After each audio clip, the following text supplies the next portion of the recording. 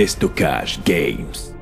Bonjour à tous et bienvenue sur cette nouvelle vidéo. Aujourd'hui, j'ai l'honneur de vous présenter le camarade fusil Mosin Nagant M9130 de chez BO Manufacture et PPS.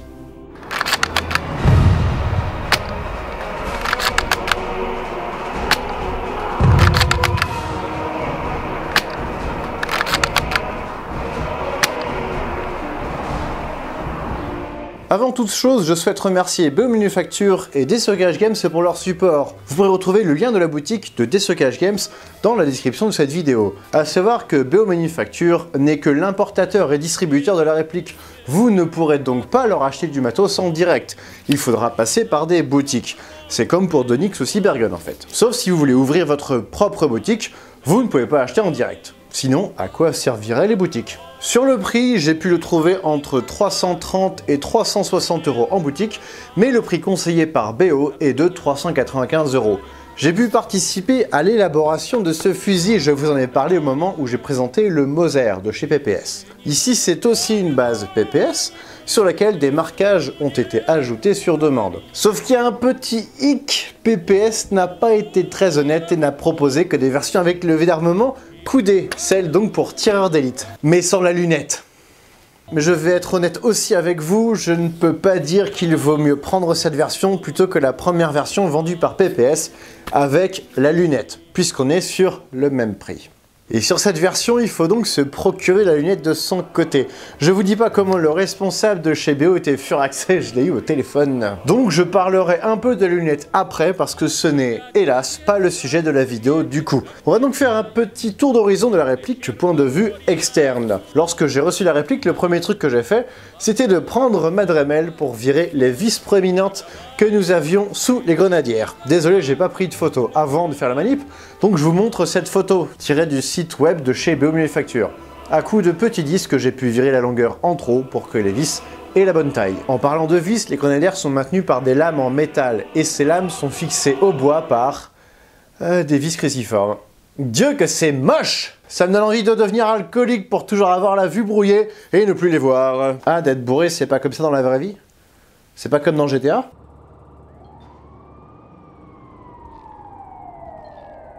Le canon externe est en aluminium strié.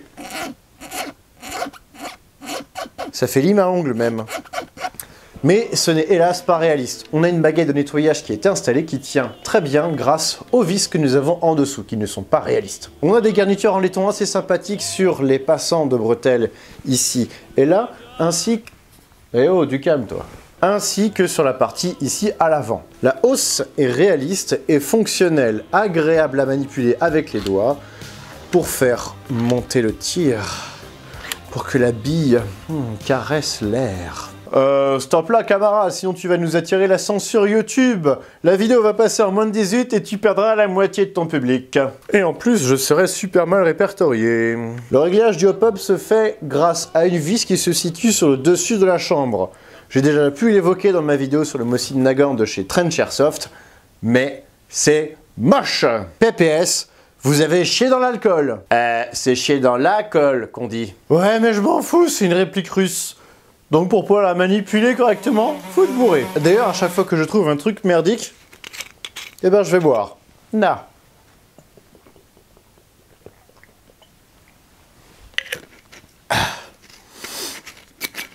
Elle va être longue la vidéo.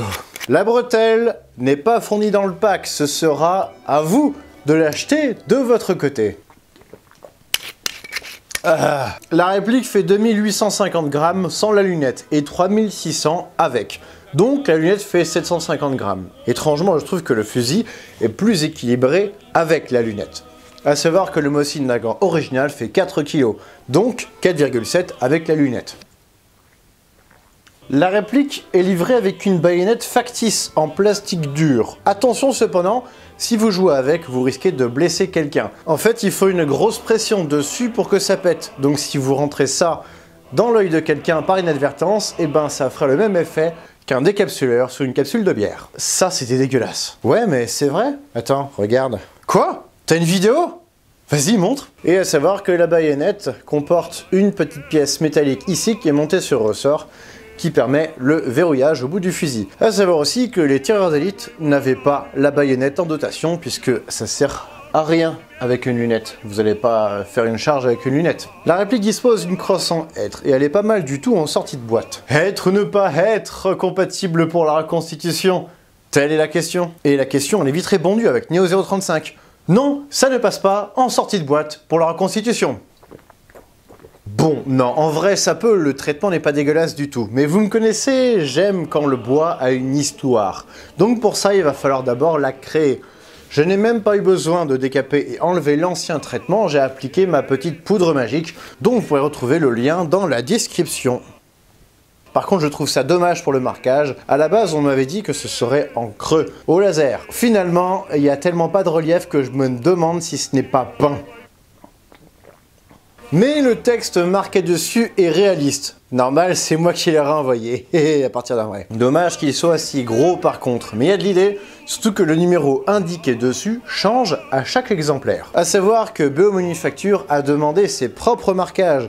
Finalement, ça change pas grand chose par rapport au marquage du PPS d'origine, à part que sur le PPS, on a une date de fabrication à 1941, ici, c'est 1940. Vous pouvez voir ici les marquages du PPS, c'est le youtubeur Mac Sakai qui a pu présenter la réplique en vidéo. Ceci dit, ça aurait été en creux, on aurait enfin eu une version sympa. Mais Etalab reste toujours en tête sur ce point, comme sur tous les autres aussi. Dommage que l'entreprise n'existe plus. Le système de chargement de ce Mosin est tout à fait particulier.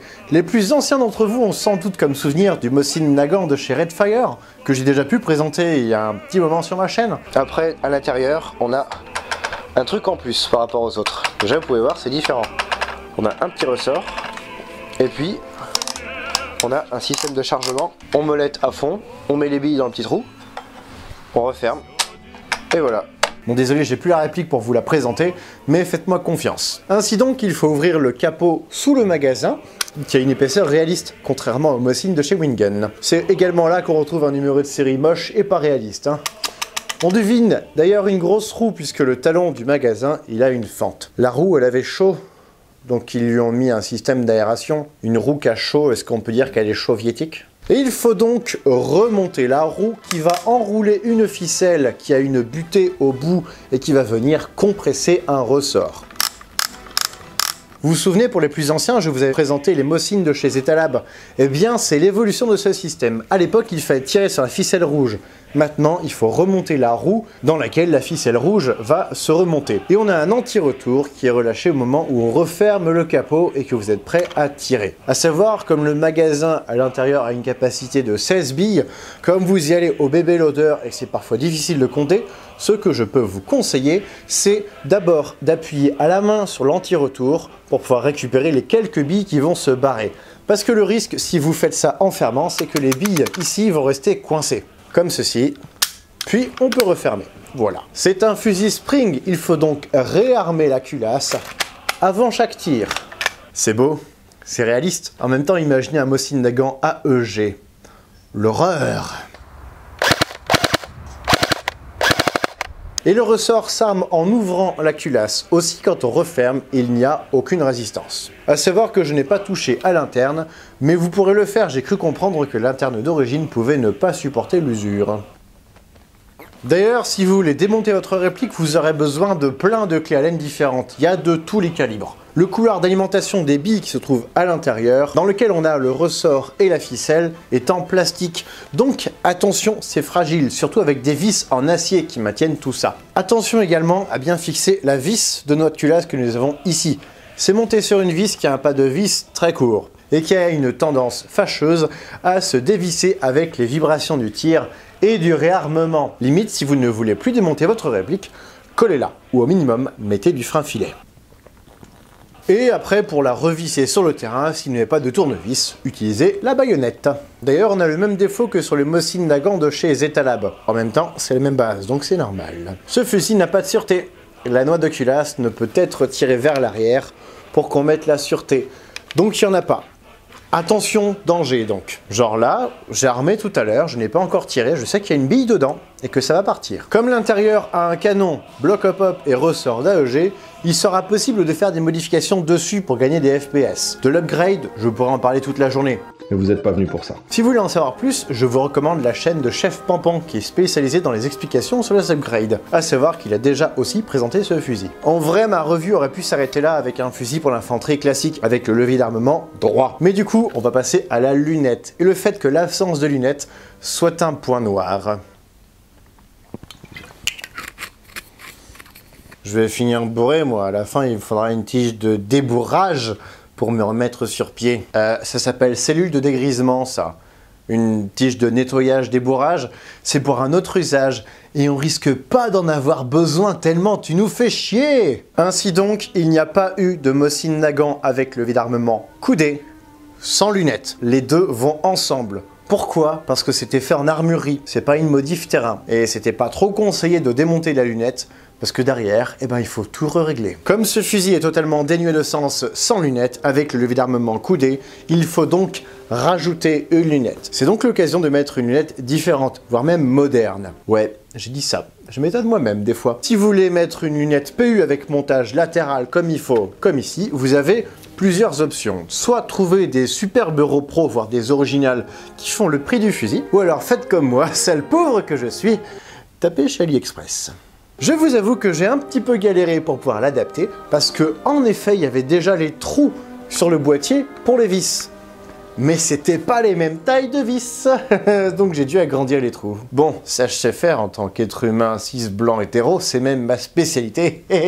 Par contre, il faut forcément creuser l'emplacement dans le bois ici, et c'est là que j'ai un peu galéré, n'ayant qu'une simple Dremel pour faire le boulot. Mais une fois dans les trous, la lunette est globalement bien alignée avec le corps, c'est déjà ça de gagné. Attention à ce que les vis de fixation du support ne dépassent pas à l'intérieur de la culasse, sinon ça va tout arracher. J'ai donc dû réduire la longueur de mes vis. Les caches que j'ai reçues avec la lunette pour protéger les lentilles, et ben putain c'est moche, hein. À changer de toute urgence. Ça pourrait même servir comme jouet pour chat.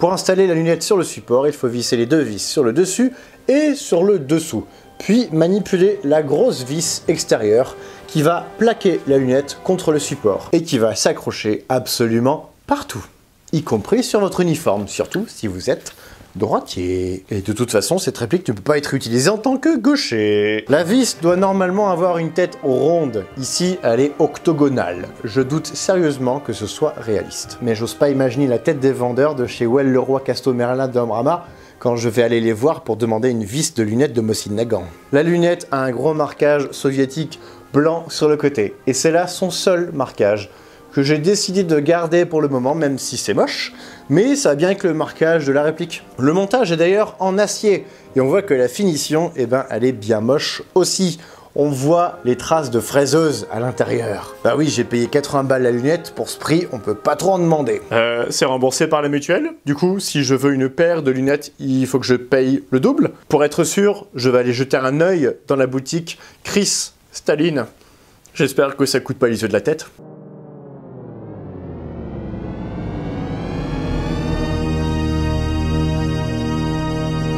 80 €, c'est finalement très peu, les vraies lunettes étant à 400 €, mais comme j'ai déjà une très jolie lunette sur le modèle Zetalab, je n'avais pas besoin d'une lunette super jolie pour celui-là.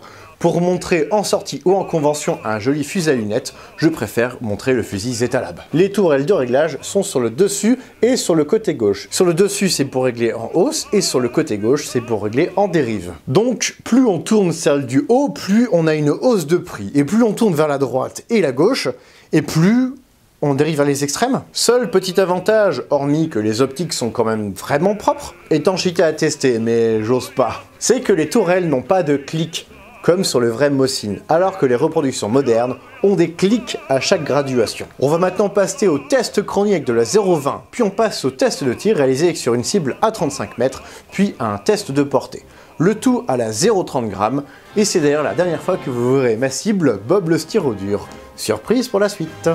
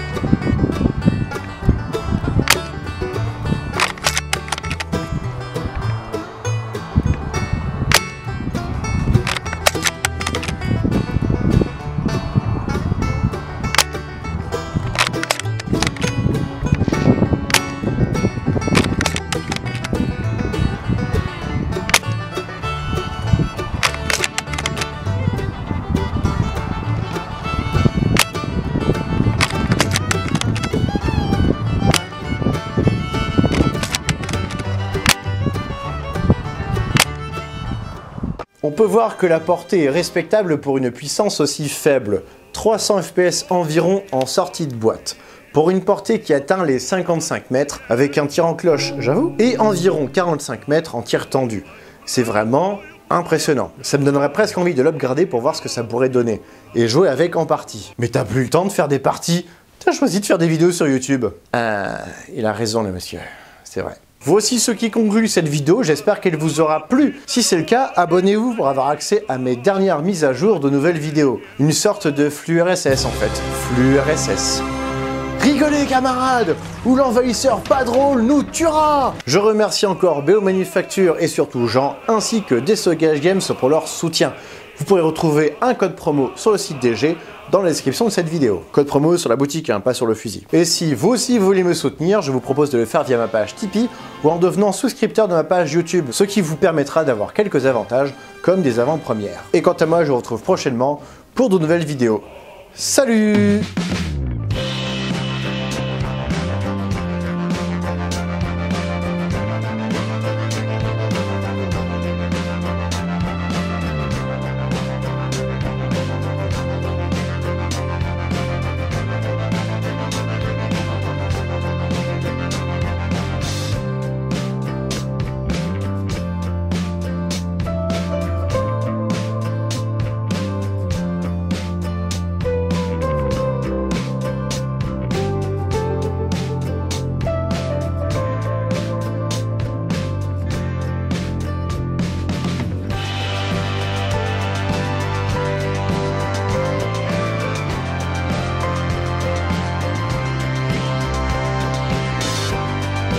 Je vais quand même tirer ma bille. Hein.